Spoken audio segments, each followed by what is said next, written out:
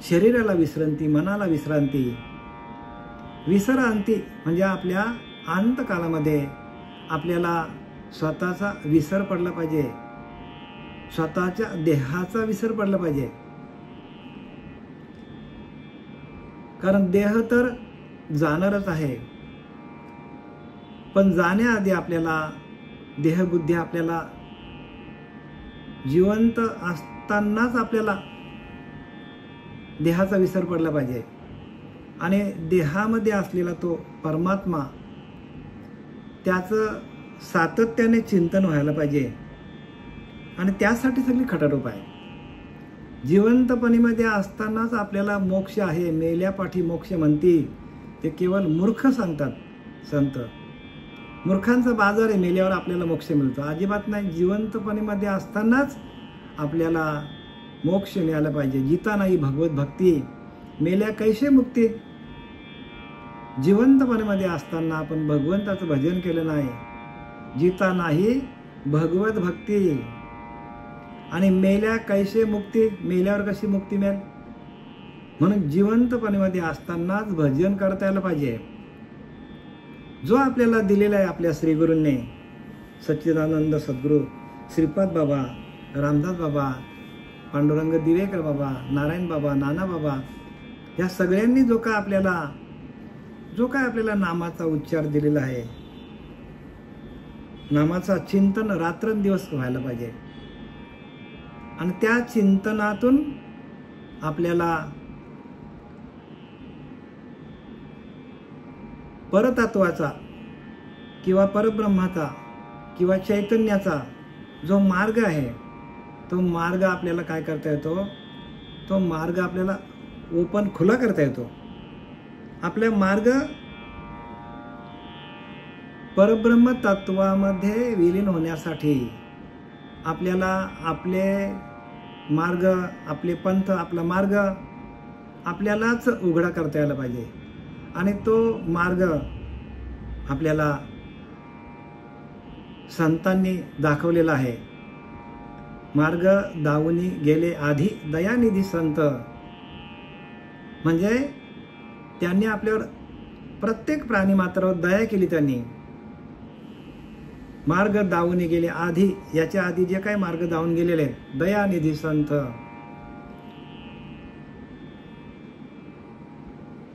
तेनेची पंथे चालू जाता बघा. त्याच पंथामध्ये त्याच मार्गाने आपल्याला जावं लागेल. न पडे गुंता कोठे, आपल्याला कुठेच गुंता पडणार नाही, पण आपल्याला त्या मार्गात जावं लागेल.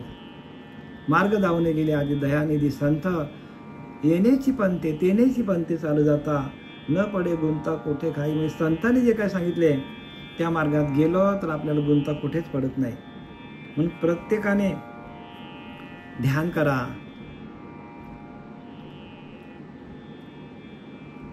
ग्रंथांचं योग्य प्रकारे वाचन करा. वाचन झाल्यानंतर त्याचं मनन करा आणि मग निदध्यास धरा. मग त्याचा ध्यास लागतो आपल्याला. त्या पायऱ्या आहेत, पायरीने पायरी चढावी, हळूच कळूच न द्यावी, अशा पायऱ्या आहेत. त्या पायऱ्या आपण कधी चढलो आणि कधी आपल्याला भगवंताचं दर्शन झालं एवढी ओढ आपल्याला त्या भगवंताची असली पाहिजे. जसं आपण एखाद्या मंदिरामध्ये गेलो तर आपण त्या पायऱ्यांकडे आपलं लक्ष नसतो. लक्ष कुठे असतो आपला, भगवंताचं दर्शन कधी होतो. एखाद्या शंकराच्या मंदिरामध्ये गेलो आपण तर पायऱ्या चढलो, आपण पायऱ्या चढून आपण पायऱ्यांकडे आपलं लक्षच नसतं. आपलं लक्ष कुठे असतो, भगवंताचं दर्शन कधी होतो. तसं आपला पायऱ्या चढून जायला पाहिजे. श्रवणाची पायरी पहिली आहे. श्रवण आहे, विष्णुस्मरण आहे, पादसेवन आहे, अर्चन आहे, वंदन आहे, दास्य आहे, सख्य, आणि मग आत्मनिवेदन भक्ती आहे. ह्या आपल्या पायऱ्या आहेत. आपल्या आत्मनिवेदन भक्तीपर्यंत पोहोचण्यासाठी संतांनी आपल्या पायऱ्या दिलेल्या आहेत, पण त्या पायऱ्यांकडे आपलं लक्ष नसलं पाहिजे. पायऱ्यांकडे पण पायऱ्यांवरूनच जायचं आपल्याला. आपलं लक्ष आत्मनिवेदन भक्तीपर्यंत, म्हणजे भगवंताच्या प्राप्तीपर्यंत आपलं लक्ष असलं पाहिजे. आणि त्याच्यासाठी ह्या पायऱ्या आहेत. आपला एकनाथी भागवत आणि त्यातला अध्याय 23वा, म्हणजे आपल्याला 100% विसावा मिळाला पाहिजे. आपल्याला त्रास देणारे शत्रू आपल्या आतमध्ये आहेत. आपल्याला शांती प्रगट होत नाही. शांती हेच परब्रह्म सांगतात, म्हणून नाथबाबांना शांती ब्रह्म नाथ बाबा असे म्हणतात. त्यांना शांती ही पदवी दिली त्यांना, आणि त्यांनी ह्या शांतीचा जो काय विस्तार केलेला ह्या एकनाथी भागवतामध्ये, तीच शांती आपल्याकडे यायला पाहिजे. आणि ती शांती येण्यासाठी आपल्याला एकनाथी भागवत आपल्याला आपण वाचनाला घेतलेलं आहे, चिंतनाला घेतलेलं आपण, आणि त्याचं चिंतन आता मी मांडण्याचा प्रयत्न करतो. ओळी क्रमांक काल आपल्या 64 पर्यंत आलेलो आपण. मागच्या 2 ओव्या घेतून बरं का. पूर्वी सांगितले निज शांती वेगी साधी म्हणे उद्धवाशी. भगवंत सांगतो उद्धवाला, अरे उद्धवा, पूर्वी तुला मी शांती सांगितली, ताबडतोब शांतीच साधून घे. म्हणजे ताबडतोब पटकन काय कर की ती शांती जी आहे ती साधून घेतो. कारण जोपर्यंत शांती नाही तोपर्यंत परमार्थ नाही. परमार्थ चंचलाचा नाही बरं का. परमार्थ चंचलपणामध्ये मिळत नाही माणसाला. जेवढा माणूस चंचल असेल तेवढे त्याच्याकडे अवगुण असतील, त्याच्याकडे दुर्गुण असतील. आणि जेवढा माणूस शांत होईल, स्थिर होईल, एकाग्र होईल, तेवढा त्याच्याकडे शांती त्याला शोधत येईल. शांती माणसाला कधी शोधत येईल? ज्या वेळेला कुठलेच विषय आपल्या पिंडामध्ये नसतील त्यावेळेला शांती आपल्याकडे आपोआपच प्रगट होईल. पण ज्यांच्याकडं सगळे विषय आहेत त्यांना शांती आयुष्यात भेटणार नाही. आणि म्हणून एकांतामध्ये जायला सांगितलंय. एकांतामध्ये गेल्यानंतर आपल्याला एकाची ओळख होतो, एकाशी एकरूप होतो. एकांतामध्ये गेल्यानंतर आपल्या आंतरीच्या अंतरात्म्याशी आपण एकरूप होतो. आणि ज्या वेळेला आपण आपल्याच आंतरीच्या अंतरात्म्याशी एकरूप होऊ त्यावेळेला आपल्याला शांती आपल्या आतूनच प्रगट होईल. शांती कुठे बाहेर नाही बरं का. शांती बाहेर नाही, शांती आपल्या आतमध्ये आहे. बाहेर सगळी गडबड आहे. जे जे दिसतं ना आपल्याला त्याचा नाश होणार. यात दृष्टम तन नष्टम. म्हणजे दिसतं त्याचा नाश होणार आहे. म्हणजे दिसत नाही ते काय आहे, जे दिसत नाही ते परब्रह्म तत्व आहे. आणि ते आपण आहोत, आपल्याकडे आहे ते. आणि त्याच्याशी एकरूप होणं म्हणजे भक्ती आहे. त्या अंतरीच्या अंतरात्म्याचं शोधबोध घेऊन, शोधातून बोधातून त्या अंतरीच्या अंतरात्म्याशी एकरूप होऊन जाणं. आणि एकदा का आपण त्याच्याशी एकरूप झालो तर आपल्याला शांती आपल्याच आतमध्ये आपल्याला मिळते. शांतीला शोधायची गरज नाही, शांती आपल्याजवळ आहे. पण आपण काय करतो, आपल्याकडे आपल्या खिशामध्ये पैसा असेल, श्रीमंत लोक आहेत, कुठे कुठे लांब लांब फिरायला जातात, तिकडे बघून त्यांना बाहेरचं दृश्य दिसतो, तेवढ्यापुरतं बरं वाटतं. पण घरी आल्यावर परत ये रे माझ्या मागळ्या. मग समर्थाने लिहिले की नाही, नाना तीर्थे नाना देशी कष्ट तर जावे पहावयाशी तैसेने लगे परब्रह्माशी बैसले ठाई. मग कशाला लिहिले त्याने? संत सांगतात ते काय वावगं सांगतात का? नाही, त्याने सांगितले नाना तीर्थे नाना देशी. अनेक देशामध्ये अनेक तीर्थ आहेत. कष्ट तर जावे पहावयाशी. कष्ट होईल तिकडे जायला आपल्याला, पैसा जाईल, वेळ जाईल. कष्ट तर जावे पहावयाशी तैसेने लगे. तसं काही लागत नाही. देवाला शोधायला, देवाला भेटायला लांब जायची गरज नाही सांगतात. तैसेने लगे परब्रह्माशी बैसले ठाई. एका जागेवर बसून आपल्याला परब्रह्माची प्राप्ती होते. परब्रह्म म्हणजे काय? परब्रह्म म्हणजे शांती. ती शांती आपल्याला आपल्या आतमध्ये ध्यानाला बसून आपल्याला त्या शांतीला विषयांना बाजूला करून जे आपल्याला शस्त्र दिलेले नामाचा, नामरूपी शस्त्र, त्या शस्त्र चालवता आपल्याला यायला पाहिजे. जसा अर्जुनाला युद्धामध्ये धनुर्धर होता आणि त्याला शस्त्र चालवता आलं आणि म्हणून तो युद्ध जिंकला, तसं आपल्याला आपल्याकडे दिलेलं ते नामरूपी शस्त्र थोर सगळ्यात मोठं शस्त्र आहे, ते आपल्याला चालवता यायला पाहिजे. ध्यानाला बसून आपल्याला ते शस्त्र चालवता आलं तर आपल्याला युद्ध जिंकता येईल. आणि आपण जर ते शस्त्र निकामी झालं किंवा आपल्या हातातनं पडलं किंवा आपल्याला चालवता आलं नाही तर आपल्याला आपलं युद्ध हरावं लागेल. आणि जर आपण युद्ध हरलो तर आपल्याला खालच्या योनीला जावं लागेल. आणि म्हणून कलियुगी उद्धार हरीच्या नामे, त्या नामातूनच आपल्याला परमात्म्याची प्राप्ती आहे. आणि तो परमात्मा आपल्या आतमध्येच आहे. परब्रह्म ते सकळांपर ते तयास पाहता आपणच ते, परंतु ते कळे अनुभव मते सद्गुरु केलिया. गुरु केल्यानंतर आपल्याला तसा अनुभव येतो आणि आपण जैत रे जैत म्हणून निशान ध्यानाचे लागते. ज्ञानवारा सांगतात जैत रे जैत म्हणून निशान ध्यानाचे लागते. जिंकलास रे जिंकलास, ध्यान लागला तर आपण जिंकलो. आणि आपला ध्यानच लागलं नाही तर आपण हरलो. एवढा सोपा परमार्थ आहे, पण सगळा आतला आहे बरं का. आता आपण या एकनाथी भागवत अध्याय 23 आपल्याला 20 मिळावा पाहिजे. 100% 20 मिळेल. पण आपण प्रत्येक ओवीचा अर्थ संतांनी सांगितलेल्या मार्गाने गेलो तर आपल्याला कळेल. आणि संत व्हावा लागेल. संत ही पदवी ज्ञानाला आहे, शरीराला नाही बरं का. डॉक्टर ही पदवी ज्ञानाला आहे, त्यांच्या शरीराला नाही आहे. इंजिनियर पदवी ज्ञानाला आहे, शरीराला नाही आहे. शरीर आज न उद्या जाणार आहे. शरीर काय करतो? शरीर तर काळाच आहे ना. शरीर कसं आहे? काळाच आहे. ठराविक काळापर्यंत शरीर राहणार आहे, नंतर जाणार आहे. आपल्यासमोर आपली आई होती, वडील होती, बाप होते, जे काय होते, भाऊ होते. कितीतरी लोक आली आणि गेली. संत आले बघा. संतांनी काय केलं? ते ज्ञान लिहून ठेवलं. त्यांच्या ज्ञानाला पदवी आहे. संत निघून गेले, देह ठेवून गेले, समाधीस्थ झाले, पण ती पदवी जी आहे ती त्यांच्या ज्ञानाला आहे. आणि ती पदवी आपल्याला मिळावी. आपल्यालाही ते ज्ञान मिळालं पाहिजे, शरीराला नाही बरं का.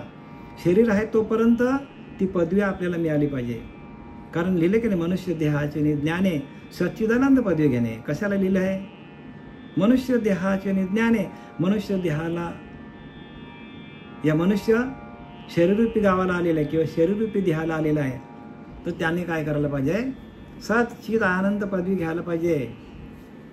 आपलं स्वरूप सच्चिद आनंद आहे. सच्चिद आनंद म्हणजे सत म्हणजे शाश्वत. अनंतकालीचा आत्माराम आपल्याजवळ आहे. आपण अनंतकालीच्या आत्मारामाचे अंश आहोत, पण त्यालाच आपण विसरलोय. आणि त्याच्यामुळं प्रत्येक माणूस, प्रत्येक जीवा भरकटलेला आहे. अनंतकालीचा आत्माराम आपल्या आतमध्ये आहे आणि आपण त्याला विसरले. आणि म्हणून आपल्याला हे अनेक प्रकारच्या व्याधी, अनेक प्रकारचे दुःख, अनेक प्रकारची संकट आपल्या अंगावर आपणच ओढून घेतो. सगळं आपण केलं असं म्हणतो म्हणून आपल्यावर संकट आहेत. आपण आपल्याकडनं परमात्मा करून घेतो असा भाव झाला तर देहबुद्धी आपली निघून जाईल आणि आपण आत्मतत्वाशी एकरूप होणार.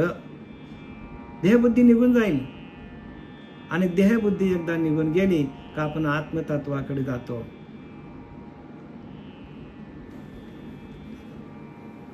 श्लोक क्रमांक 4. हे उद्धवा, ह्याविषयी एक अतिशय पवित्र इतिहास सांगतात. मी त्याचे वर्णन करतो, तो तू शांत चित्ताने ऐक. म्हणजे कशाविषयी सांगतात? होते उद्धवाच्या मानसी, ते हे शांती असाध्य सर्वांशी, ते जाणून या ऋषिकेशी सांगे इतिहासाशी भिक्षुगीत. आता भगवंताने भिक्षुगीत सांगायला सुरुवात केलेली आहे.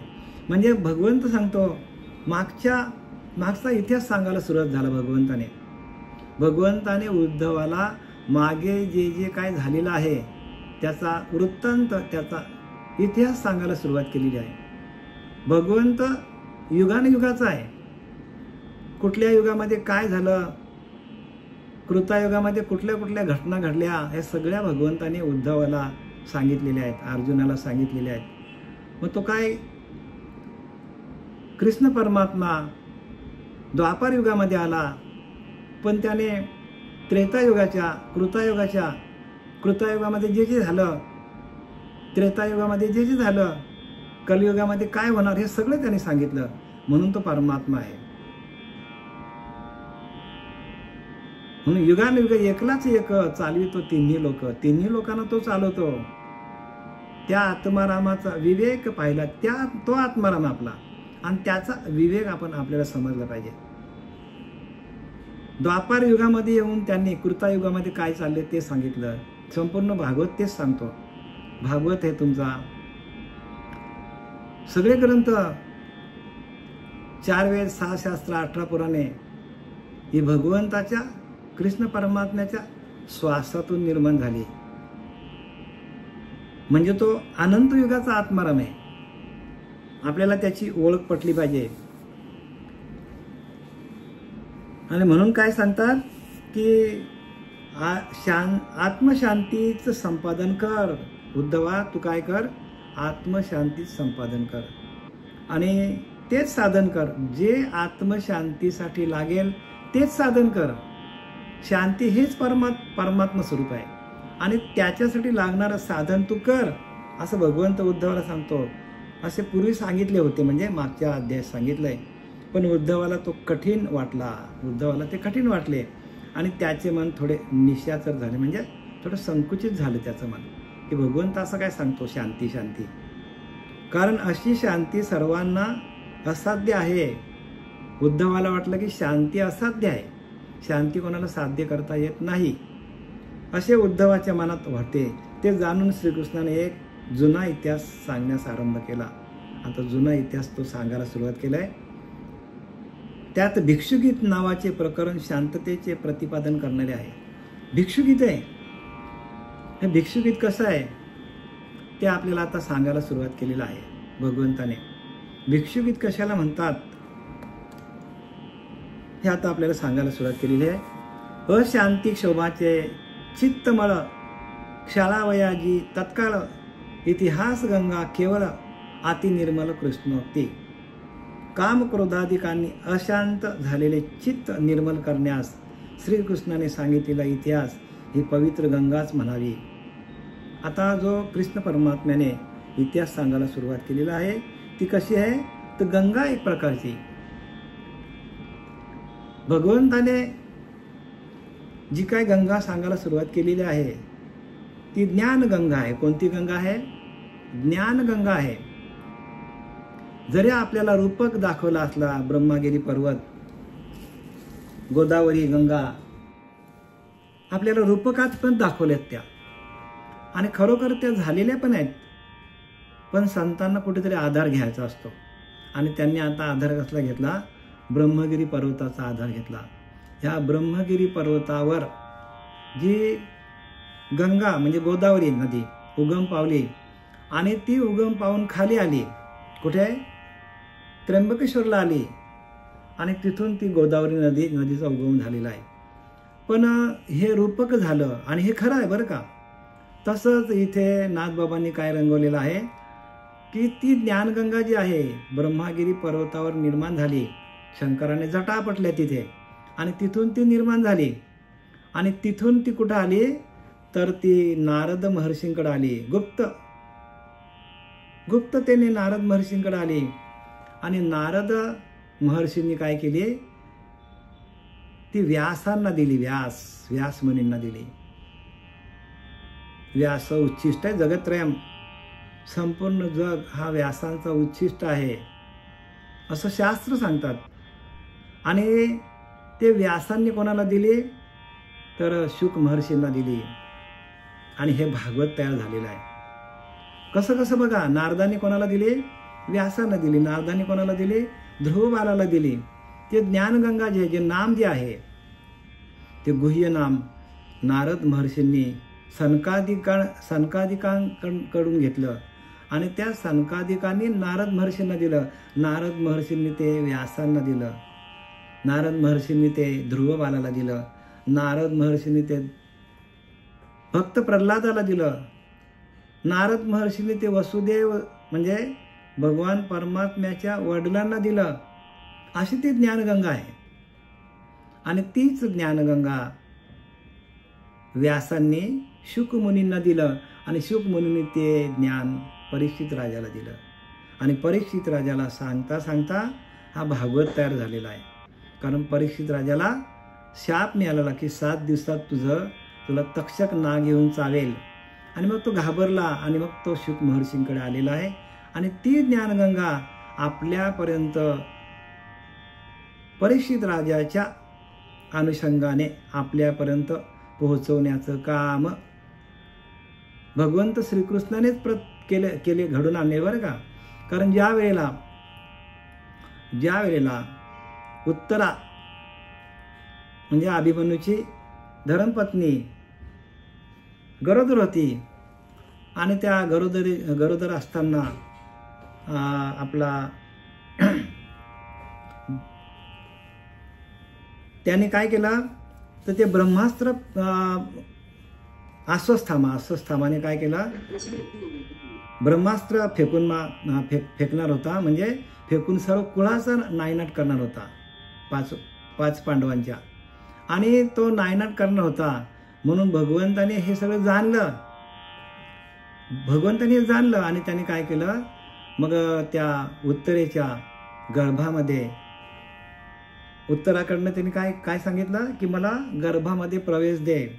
आणि त्या गर्भामध्ये सर्व रचना तयार करून ठेवली परीक्षित राजाची. आणि तो परीक्षित राजा आता या कलियुगाच्या सुरुवातीला म्हणजे द्वापार युगाच्या शेवटीला तो आलेला आहे. आणि तिथून कलियुगाला सुरुवात झालेली आहे.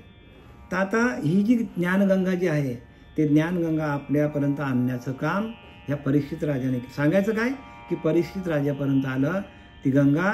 आणि तीच गंगा परीक्षित राजाच्या माध्यमातून आपल्यापर्यंत पोहोचवण्याचं काम शुक महर्षींनी केलेलं आहे.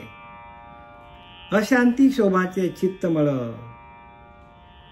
म्हणजे काम क्रोधाधिकांनी अशांत झालेले चित्त निर्मल करण्यास श्रीकृष्णाने सांगितलेला इतिहास ही पवित्र गंगाच म्हणावी. ज्याचं मन अशांत झालेलं आहे, ज्याचं मन अशांत कशाने होतो तर विषय काय करतात, विषयच माणसाला अशांत करतात. काम क्रोध लोभ मदमत्सर दंभ संशय चिंता हे माणसाच्या मनाला अशांत करतात. शांती कधी आहे तर ज्या वेळेला, म्हणून तुकाराम महाराज म्हटलं की नाही, तुका म्हणे देह भरिला विठ्ठले काम क्रोध घर ते केले पिकलिया शेंदे कडूपण गेले तैसे आम्हा केले पांडुरंगा. म्हणजे शेंदाड नावाचा तो फळ असतो, तो पिकल्यानंतर तो गोड होतो, कडू असतो, अत्यंत कडू असतो. म्हणजे त्या शेंदाड म्हणजे काय, आपला हा देह ज्या वेळेला भक्ती मार्गाला लागतो त्यावेळेला या देहाकडे चांगले विचार येतात, शांती येते. या मनाकडे असलेले विचार बाजूला होतात, वाईट विचार, आणि चांगले विचार भगवंताच्या भक्तीचे विचार आपल्या अंतःकरणामध्ये भक्तीचे विचार, भजनाचे विचार, भजनानंदामध्ये माणूस जातो. आणि भजनानंदामध्ये गेल्यानंतर ही ज्ञानगंगा आपल्याकडून आपोआप प्रवाहित होते. ज्ञानगंगा कुठून आणावी लागत नाही, ज्ञानगंगा प्रत्येकाच्या ठिकाणी आहे. भजन आहे म्हणजे बघा, प्रत्येकाचा भजन चालू झाला की ज्ञानगंगा आपोआपच सुरू होते. ज्ञान शोधायला कुठे जाण्याची गरज लागत नाही. आणि म्हणून सर्व संतांनी ग्रंथ गालेले. तुकोबारांचा अभंग गाथा एक वेद आहे, वेद. ज्ञानोबारांची ज्ञानेश्वरी वेद आहे. हे सगळं कुठून तयार होतो ते एका आत्मतत्वातून, एका त्या आत्मस्वरूपातून प्रगट होतो. म्हणून तुकोबाराय बोलले, देव पाहावयाशी गेलो आणि देवच होऊन ठेवलो. बघायला मी देव गेलो आणि मीच देव झालो. तसा आपल्याला देव होण्याचं, देव बघण्याची वस्तू नाही, देव होण्याची वस्तू आहे. आणि ती देव होण्याची वस्तू प्रत्येकाच्या ठिकाणी ती आहे, पण आपल्याला ती प्रगट का होत नाही तर त्याला एकमेव कारण काय आहे तर आपली साधना कमी पडते, आपली गुरुबद्दलची श्रद्धा कमी पडते, आपल्या प्रपंचातून लक्ष बाजूला होत नाही. प्रपंचामध्ये आपण अडकलेलो आहोत प्रत्येक माणूस. ते गुप्त ओघे नारद गती, उद्भग गंगोद्वारा व्यासोक्ती, आणि तेची शुकमुख कुशावती, प्रगट अवचिती पवित्रपणे. ती गुप्त ओघाने नारदापर्यंत आली. बघा, ती गंगा जी आहे ती नारद महर्षीपर्यंत आली. आता मी तुम्हाला इतिहास सांगितला, तेच सांगतात इथे. ती गुप्त गंगा नारदापर्यंत आली आणि तीच व्यासोक्तीने गंगाद्वारे प्रगट झाली आणि व्यासांच्या बुद्धीतून गंगाद्वारी प्रगट झाली. गंगा रूपाने ती प्रगट झाली. गंगा म्हणजे ज्ञानगंगा. त्या गंगेकडे जाऊ नका बरं का. ज्ञानगंगा म्हणजे प्रत्येकाच्या हृदयामध्ये ते ज्ञान आहे, पण ते प्रगट करण्यासाठी गुरूंचा आशीर्वाद पाहिजे. गुरूंनी डोक्यावर हात ठेवल्या ते ज्ञान प्राप्त होतं. म्हणून सद्गुरु नायके पूर्ण कृपा केली, निज वस्तू दाविली माझी मज. नामदेवराय सांगतात की नाही, की माझ्या डोक्यावर हात ठेवलं कोणी? विसोबा खेचरांनी. सद्गुरु नायके पूर्ण कृपा केली आणि निज वस्तू दाविली माझी मज. माझे सुख दाविले मज डोळा, दिधली प्रेम कला ज्ञान मुद्रा. प्रेम त्या अंतरीच्या अंतरात्म्यावर प्रेम कसा लावायचा, प्रेम कसा करायचा, त्यासाठी मुद्रा कशी लावायची. मुद्रा ती 5वी, लावून या लक्ष, आत्मा तो प्रत्यक्ष हरिदिशे. बघा काय सांगतात. मुद्रा ती 5वी, लावून या लक्ष, आत्मा तो प्रत्यक्ष हरिदिशे. हे सगळ्या प्रक्रिया आहेत. 5वी मुद्रा कशी लावायची, आणि आपण मुद्रा लावल्यानंतर आपलं लक्ष कुठे ठेवायचा. आत्मा तो प्रत्यक्ष, आत्मा प्रत्यक्ष आपला प्रत्येकाचा अंतरीचा अंतरात्मा हाच हरी आहे. भरला घनदाट हरी दिसे, हाच हरी आहे. आपला आत्मा हाच हरी आहे. पण तो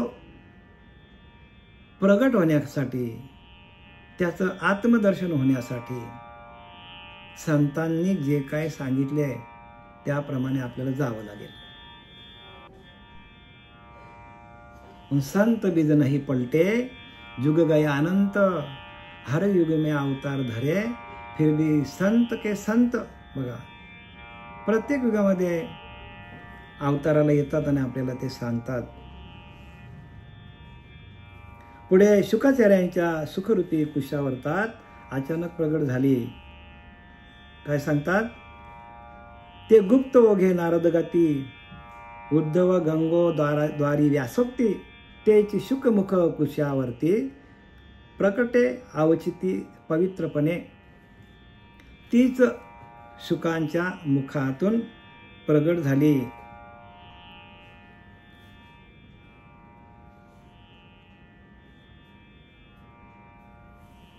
शुकाचार्याच्या सुखरूपी कुशावर्तात अचानक प्रगट झाली. मग शुकाचार्याच्या मुखातून ती प्रगट झाली. सांगायचं काय, की शुक महर्षी आले आणि शुक मुनींनी ती जी ज्ञानगंगा जी आहे ती ज्ञानगंगा त्यांनी काय केलं, आपल्याला त्र्यंबकेश्वरला घेऊन गेले आणि त्र्यंबकेश्वरला जे काही भगवंताने प्रत्यक्ष करून दाखवलं. प्रात्यक्षिक आहे म्हणजे तिथे सगळे घडलेले आहे. भगवंताने प्रत्यक्ष तिथे सगळं करून घेतलेलं आहे. पण तीच गंगा, तीच ज्ञानगंगा आपल्या हृदयापर्यंत कशी येईल आणि आपल्याला घरात बसून त्या ज्ञानगंगेचं दर्शन कसं घेता येईल, याच्यासाठी आपल्याला काय केलेलं आहे, आपल्याला नाथबाबांनी या संपूर्ण भागवताचं विश्लेषण मांडलेलं आहे. आणि तीच ज्ञानगंगा आपल्याकडे घरात, आपल्या देहरूपी घरामध्ये येऊन आपल्याला शांती कशी प्रस्थापित करता येईल. कारण नाथबाबा हे शांतीचे कोण होते, शांतीचा पुतळा होता तो. आणि ती शांती प्रत्येक जीवाला कशी प्राप्त होईल याच्यासाठी नाथांनी केलेले हे प्रयत्न आहेत बरं का. तुमच्या आमच्यासाठी आहे. तुमच्या आमच्या जीवाचा कल्याण व्हावा, आत्मकल्याण व्हावा. आत्मकल्याणाची दिशा दाखवणारे संत असतात. आणि म्हणूनच संततेची देव, संततेची देव निमित्त त्या प्रतिमा, प्रतिमा निमित्ताला आहे हो. पण खरे खरे देव कोण आहेत? खरे देव संतच आपले आहेत. कारण संतांनी आपल्याला मार्ग दाखवला, आपल्याला संतांनी आपल्याला आतमध्ये घेऊन गेले आणि आत्मदर्शन करून दिला. आणि आत्मा हाच आपला परमात्मा आहे सांगितलं. आत्मा हाच आपला ईश्वर आहे. तो आपल्याला सोडून गेला तर आपल्याला ज्ञान होईल का? मग तो असताना तो कोण आहे? आपल्याकडं आहे तो कोण आहे? म्हणून ज्ञानवाला संत आहे मी कोण करावा विचार, म्हणे ज्ञानदेव निवृत्तीचा. मी कोण आहे याचा विचार करा. आपण कोण आहोत? आपण देह नसून आपण आत्माच आहो. असा भाव आपला दृढ झाला तर देव दुरी नाही तयाला हो. देव लांब नाहीच आहे. देव आपल्या जवळच आहे, पण आपण त्याला शोधतो बाहेर. आणि ही सगळी संतांची कला आहे बरं का. आणि म्हणून यांना कवीश्वर म्हटलेलं आहे. प्रत्येक संताला कवीश्वर म्हटलेलं आहे. या सगळ्यात त्यांनी काय केलं आहे? कविता संपूर्ण रेखाटली आहे. एक ग्रंथ म्हणजे कविता आहे. आपण ज्यांना कविता समजतो बाहेर निसर्गाच्या, त्या निसर्गाच्या कविता आहेत. पण ह्या आत्मतत्वासाठी, आत्मतत्वाची भेट होण्यासाठी संतांना कवीश्वर पदवी दिलेली आहे. प्रत्येक संतांना. म्हणजे त्यांनी जे काही रेखांकित केलेलं आहे, जे शब्द वापरले आहेत, शब्दशैली वापरलेली आहे, ती शब्दशैली आपल्या हृदयामध्ये घर करून राहते. आणि आपल्याकडे एक स्वतंत्र काय? आपल्याकडे एक स्वतंत्र भूमी तयार होते. ती भूमी परमात्म तत्वापर्यंत जाण्यासाठी आपल्याला स्वतःला सहाय्य करते.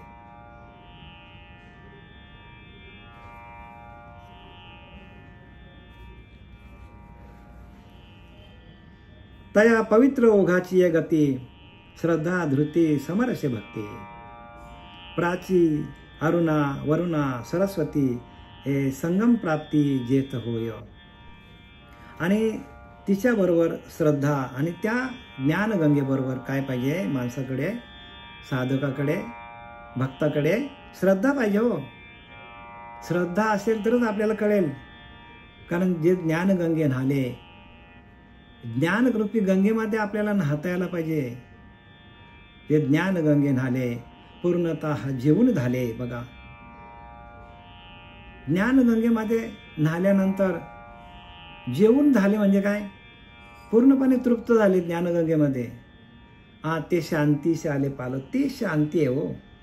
ज्ञानगंगेमध्ये आपण न्हालो तर आपल्याकडे शांती येईल. प्रत्यक्ष गंगेमध्ये न्हावून आपल्या अंगाचा मैल जाईल. पण ज्ञानरूपी गंगेमध्ये आपण न्हालो तर आपली श्रद्धा वाढेल. तिच्याबरोबर काय होतं? श्रद्धा ही अरुणा नदी आणि धृती ही वरुणा. श्रद्धा ही अरुणा, धृती ही वरुणा नदी आणि भक्ती ही सरस्वती नदी तेथे येऊन मिळाल्या आणि पवित्र संगम झाला. काय होतो? तया पवित्र ओघाची या गती, श्रद्धा धृती समरसे भक्ती. प्राची म्हणजे श्रद्धा, अरुणा वरुणा सरस्वती, हे संगम प्राप्ती जेथ होय. ह्या तिन्ही नद्यांचा संगम जेथे होतो, तिन्ही नद्यांचा संगम होतो म्हणजे काय? आपली श्रद्धा वाढते. अरुणा नदी आणि धृती नदी आणि ह्या तिन्ही नद्या, भक्ती ही सरस्वती आणि ह्या तिन्ही नद्यांना काय करतो? भक्ती काय करते? भक्ती आपली वाढत गेली या नद्यांवर. या नद्यांचा संगम जिथं होतो तिथं भक्ती निर्माण होते. जसं इडा पिंगला आणि सुषुम्ना नाडी ज्यावेळेला आपली चालू होते, आपल्याकडं 3 नाड्या आपल्या आहेत, इडा आणि पिंगला नाड्या आहेत. पण ज्या वेळेला इडा कधीतरी इडा चालते आणि कधीतरी पिंगला नाडी चालते. म्हणजे सूर्यनाडी आणि चंद्रनाडी या 2 नाड्या आपल्या मुख्य महत्त्वाच्या आपल्या शरीरामध्ये आहेत. पण त्या दोन्ही नाड्या काहीतरी 2.5 3 तासांनी चालतात, एक नाडी. पण ह्या दोन्ही नाड्या एकदम चालू होतात तेव्हा सरस्वती, तेव्हा आपल्याला ज्ञान होतो. खरा ज्ञान तिथून चालू होतं बरं का. गंगा यमुना आणि सरस्वती, म्हणजे इडा, पिंगला आणि सरस्वती ह्या 3 नाड्यांचा ज्या वेळेला मिलन होतो, एकत्र येतात, त्यावेळेला खऱ्या ज्ञानाचा आपल्याला आरंभ होतो. खरा ज्ञान, आत्मज्ञान तिथून चालू होतं. इडा, पिंगला आणि सुषुम्ना या 3 नाड्या आहेत. या 3 नाड्यांच्या माध्यमातून आपल्याला ज्ञान होतं. सगळं ज्ञान तिथूनच आहे. आणि म्हणजे ह्या 3ही नाड्या ज्या आहेत ते 3ही नाड्यामधून आपल्याला आत्मतत्वामध्ये प्रवेश मिळवता येतो. आत्मतत्व म्हणजे आत्मा, आत्म्याकडे असलेलं तत्व, आणि त्या तत्व म्हणजे चैतन्य. त्या चैतन्यामध्ये आपल्याला प्रवेश मिळवता येतो. आणि ती चैतन्याची, ती ज्ञानाची गंगा आपल्या आतमध्येच आहे. आणि तिला आपल्याला प्रगट करायची असेल तर जा सद्गुरूशी शरण, चुके तुमचे जन्म मरण. जन्ममरणाचा फेरा आपल्याला चुकवता येतो.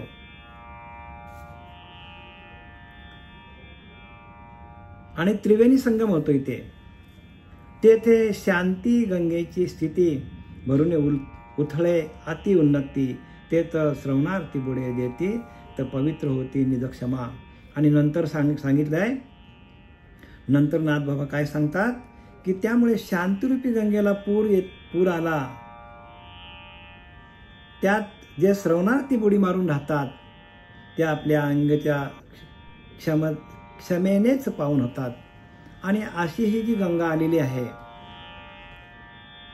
जी नारदाने व्यासाने शुकमुनींना, शुकमुनींनी परीक्षित राजाला, आणि परीक्षित राजांना सांगता सांगता जी आपल्यापर्यंत आलेली आहे, अशा ह्या ज्ञानरूपी गंगेमध्ये जो श्रवणरूपी भक्तीमध्ये जो बुडी मारून राहील त्याला हे ज्ञान होईल. काय सांगायचं, शेवटीला आलो कुठं, श्रवण भक्तीकडे आले. आणि म्हणून शुकमुनींना, शुक महर्षींनी जे परीक्षित राजाला ज्ञान दिलं आणि त्याचं श्रवण केलं 7 दिवस, आणि 7 दिवसाच्या श्रवणातून त्याने काय केलं तर जे आपल्याला त्यांना जे शाप मिळाला होता त्या शापातून तो मुक्त झाला. म्हणजे ज्या शापातून तो अधोगतीला जाणार होता ती अधोगती चुकली आणि त्याला भगवंताचं दर्शन झालं शुकमुनींच्या माध्यमाद्वारे, शुकमुनींच्या श्रवणाद्वारे. शुकमुनी सांगायला होतं ना त्यावेळेला, शुकमुनींनी जे काय ज्ञान सांगितलं त्या ज्ञानाचा त्याने श्रवण केलं आणि श्रवणाच्या माध्यमातून त्याला जी गती मिळाली ती गती म्हणजे भगवत तत्वामध्ये जाण्याची गती मिळाली, म्हणजे भगवत प्राप्ती त्याला झाली. अंतिमती तैशी प्राण्या जाण गती, अंतकाली तो भगवंताशी एकरूप झाला. शुक महर्षींचं श्रवण करता करता करता करता त्याने आपला देह ठेवला आणि म्हणून तो सद्गतीला गेला, म्हणजे भगवंताला प्राप्त करून घेतलं. तसं आपल्याला हे भागवत जे आहे, हे भागवत आपल्याला ऐकता ऐकता ऐकता भागवतामध्ये जे काय मुद्दे आहेत, जे काय महत्त्वाचे मुद्दे आहेत ते आपल्याला कळले पाहिजे. आणि भागवताच्या श्रवणातून जसं परीक्षित राजाला मोक्ष मिळालं तसं आपल्यालाही मोक्ष मिळेल. पण आपण आपली तेवढी श्रवणाची तयारी असली पाहिजे. श्रवण भक्ती फार महत्त्वाची आहे. म्हणून समर्थ रामदासांनी लिहिलंय, जया नाही श्रवण स्वार्थ, तेथे कैसा व परमार्थ, मागे केले तितके व्यर्थ, श्रवणे विना. जया नाही श्रवण स्वार्थ, ज्यांनी श्रवण भक्ती केली नाही तया कैसा व परमार्थ. परमार्थ होत नाही. श्रवण भक्ती ही परमार्थाची पहिली पायरी आणि शेवटची पायरी पण तीच आहे. पहिली पायरी आणि शेवटची पायरी श्रवण भक्तीच आहे. शेवटपर्यंत श्रवण केलं बघा परीक्षित राजाने, आणि त्याने स्वतःचा उद्धार करून घेतला, शापमुक्त झाला आणि स्वतःचा उद्धार करून घेतला शुकमुनींच्या सांगण्यावरनं. शुकमुनी सांगायला होते ना त्यांना, तसं आपल्याला शेवटपर्यंत श्रवण भक्ती करावी लागेल. मागे केले तितुके व्यर्थ श्रवण विना. जर आपण अनेक प्रकारची भक्ती केली असेल, अनेक प्रकारची देवांची पूजा केली असेल आणि आपण श्रवण भक्ती केली नसेल तर मागे केले तितुके व्यर्थ श्रवण विना. आत्तापर्यंत जे जे केलं ते सगळं फुकट गेलं सांगतात समर्थ रामदास. जया नाही श्रवण स्वार्थ, तेथे कैसा परमार्थ. मागे केले तितुके व्यर्थ श्रवणे विना. एक श्रवण नसेल तर सगळं केलेलं फुकट जाईल. म्हणून प्रत्येकाने जातीनं हजर राहा श्रवणासाठी. श्रवण भक्ती फार महत्वाची आहे. आपल्या आतमध्ये अंतरी गेली अमृत, बाह्य काया लखलखित. अंतरस्थिती बांधता ब्रह्मस्थिती बांधली जाते. अंतरी गेली अमृत, हे अमृत आहे. हे नाथबाबांनी आपल्यासाठी अमृतरूपी गंगा आपल्यापर्यंत पोहोचवण्याचं काम केलेलं आहे. अंतर गेले अमृत, आतमध्ये अमृत जायला पाहिजे. बाह्य काया लखलखित, काया तुमची लखलखित होईल. पण प्रत्येक शब्द, प्रत्येक वाक्य, प्रत्येक ओवी या अंतःकरणामध्ये घर करून बसली पाहिजे. तरच आपली सगळी व्याधी बरी होईल. आपली सगळे आपले रोग पळून जातील. सर्वांगाचे करून कान, श्रवणी बसावे आवडून. श्रवणाला आवडीनं बसा. सर्वांगाचे कान करा. अशा एकांतामध्ये, अशा एकांत रूममध्ये, एखाद्या रूममध्ये जा, एकांताच्या खोलीमध्ये जा तुमच्याकडे असेल, आणि त्या खोलीमध्ये एकांतात बसून श्रवण करा. सगळे आधी व्याधी, सगळे रोग बरे होतील तुमचे.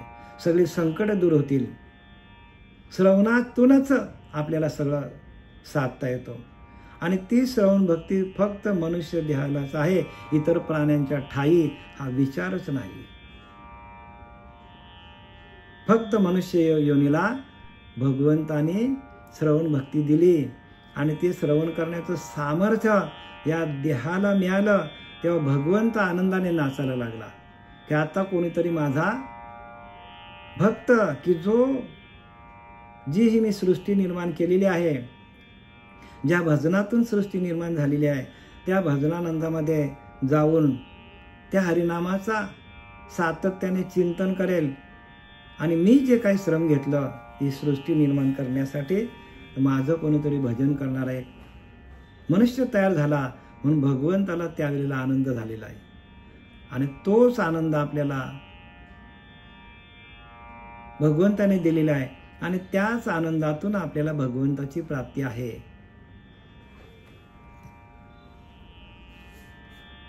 त्याने शांती गंगेची स्थिती भरून उलते अति उन्नती. त्याने काय झालं, ती गंगा जी आली, त्या गंगेनं काय केलं, शांत केलं सगळ्या लोकांना. जे जे भक्त या गंगेमध्ये न्हायला आले, जे जे भक्त या ज्ञानरूपी गंगेमध्ये, श्रवणरूपी गंगेमध्ये जे जे न्हायला येतील, जे जे आंघोळ करतील, ते 100% पवित्र होतील. 100%. त्यांचा जन्म मरणाचा फेरा तिथेच त्यांना मुक्ती आहे. मुक्ती शोधायला जाण्याची कुठे गरज नाही. मुक्ती आपल्याला या ज्ञानरूपी गंगेमध्ये, जे आत्ता आपलं चाललेलं आहे श्रवण, या श्रवणातूनच काय होतो, आंघोळ्या होतात माणसाच्या. अंतरी गेली अमृत, बाह्य काया लखलखित. अंतरस्थिती बांधता, अंतरस्थिती बांधता अंतरी, संशय गेला ब्रह्मांडा बाहेरी. संशयच राहत नाही माणसाकडे. भगवंताच्या प्राप्तीबद्दल अजिबात संशय राहत नाही. का? अंतरस्थिती बांधता अंतरी. आतमध्ये आपल्याला, आतमध्ये अंतरस्थिती बांधता यायला. भगवंत आतमध्ये आहे, त्याच्याशी एकरूप होणं ही स्थिती आहे. आणि ती स्थिती आपल्याला लाभावी, मिळावी. तो लाभ आपल्याला भेटला पाहिजे. सगळं आपल्या आतमध्ये आहे, बाहेर काहीही नाही बरं का. सगळं आतमध्ये आहे. आतमध्ये प्रकाश पडला तर बाहेर प्रकाश आहे. आतलाच प्रकाश नसेल आपल्याला मिळाला तर बाहेरचा प्रकाश आपल्याला तिथपर्यंत, त्या भगवंताच्या प्राप्तीपर्यंत नेऊन सोडणार नाही. अर्धवट काम होईल आपला.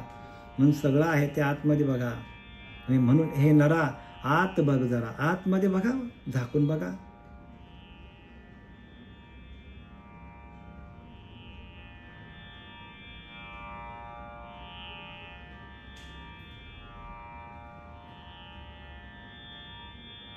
म्हणून जे श्रवणार्थी बुडी मारतात ते आपल्या अंगाच्या क्षमेनेच पावन होतात.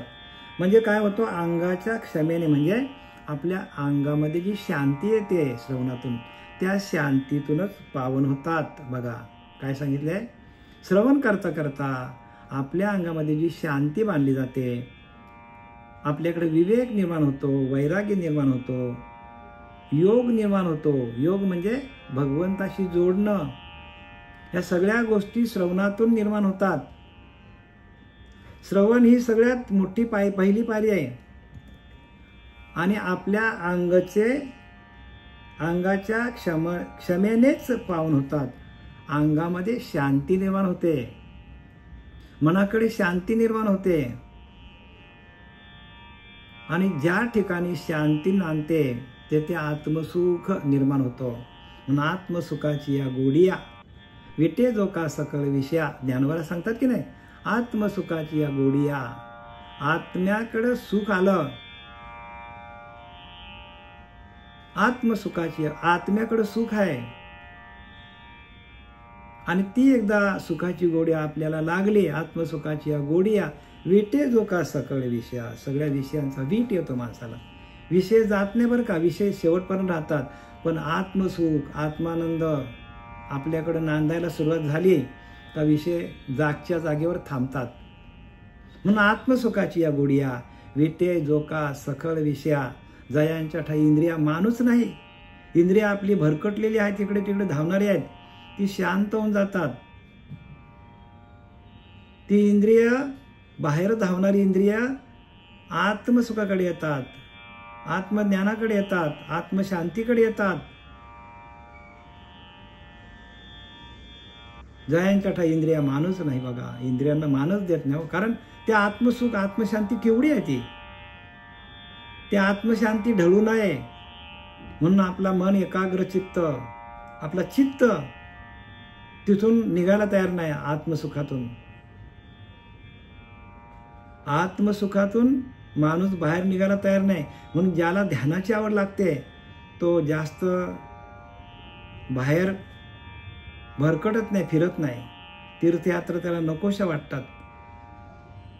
का? आत्मानंद, आत्मसुख आपल्या आतमध्ये आहे, आत्मशांती आपल्या आतमध्ये आहे, ज्ञानगंगा आपल्या आतमध्ये आहे, सगळं आतमध्ये आहे.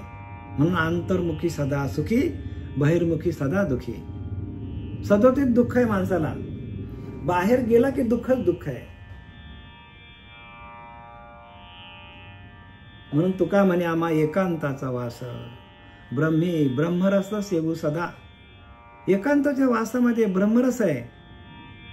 तुका म्हणे आम्हा एकांताचा वास, एकांतामध्ये गेल्यावर जी गोडी आहे ती कुठेच नाही. ब्रह्मी ब्रह्मरस सेवू सदा.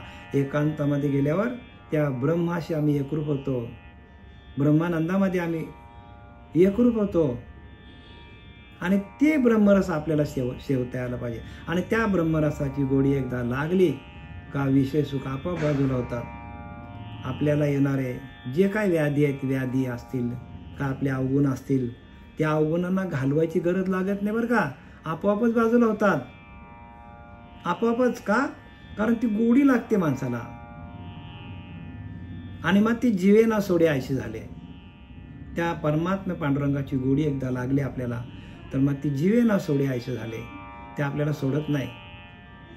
मग विशेष सुख कोणाला आवडतात? ज्याला आत्मसुख नाही त्याला. ज्याला आत्मसुखाची गोडी लागली, मनाची चाडणं सांगे, प्रकृतीचे केले नगे, श्रद्धेचे संभोगे सुखी झाला, तया चितेची दिवसात जे ज्ञान पावे, निश्चित जयामध्ये अचुंबित शांती असे.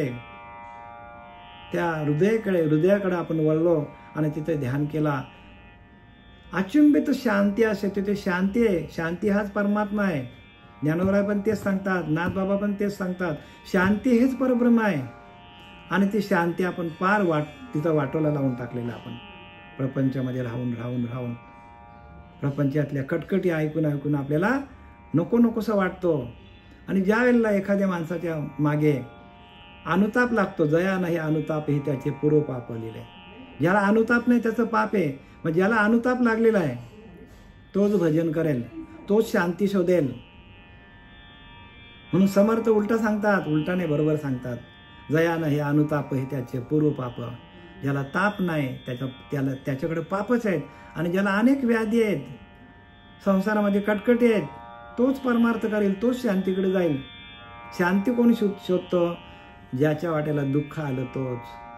म्हणून काय, कुंती मातेनं दुःख मागितलं का? दुःख मागितलं तर भगवंता तुझं नामस्मरण विसरणार नाही, आणि जर सुख आलं तर माणूस लगेच विसरतो. मग ज्याला ज्याला व्याधी आहेत, ज्याला ज्याला प्रपंचामध्ये अनेक अडचणी आहेत, त्यांनी असं समजायचं की भगवंताची कृपा आपल्यावर आहे, कारण आपल्याकडनं नामस्मरण होतो. पुढचा जन्म आपल्याला न मिळता आपल्याला भगवंताची प्राप्ती होईल, असं समजायला आपल्याला हरकत नाही बरं का.